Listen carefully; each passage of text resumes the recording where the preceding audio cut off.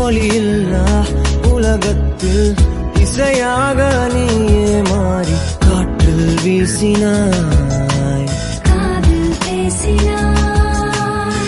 மொழியில்லா மௌனத்தில் விழியாலே வார்த்தை கோர்த்து கண்ணால் பேசினாய், கண்ணால் பேசினாய்.